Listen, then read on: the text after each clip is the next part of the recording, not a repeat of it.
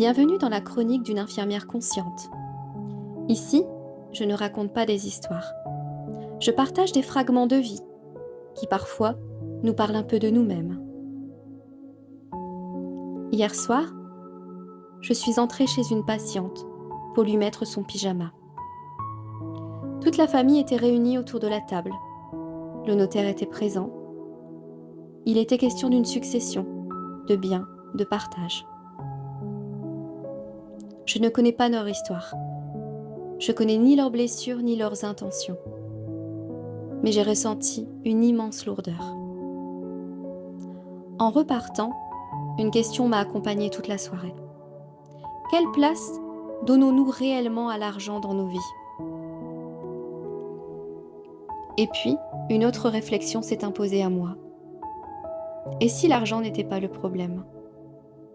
Et si l'argent révélait simplement ce qui habite déjà en chacun de nous ? Quand quelqu'un manque de sécurité, l'argent révèle sa peur. Quand quelqu'un cherche du pouvoir, il peut devenir un outil de domination. Quand quelqu'un veut protéger sa famille, il devient une façon de prendre soin. Quand quelqu'un est profondément généreux, il devient un moyen de partager. L'argent n'a peut-être pas de morale. Il amplifie simplement ce qui est déjà vivant en nous. Hier, ce n'est pas l'argent qui m'a bouleversée. C'est cette question qui est venue déposer en moi. Qu'est-ce qui guide nos choix ? La peur ? Le besoin de contrôle ? L'amour ? La transmission ?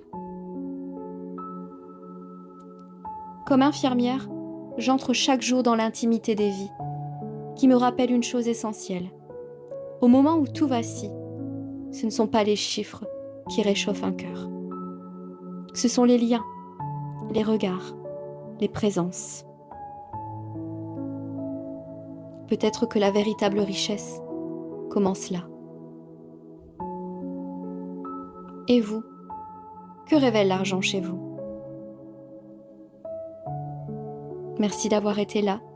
Prenez soin de votre corps, prenez soin de votre cœur, et n'oubliez jamais que les plus grandes leçons se cachent souvent dans les instants les plus ordinaires. À bientôt.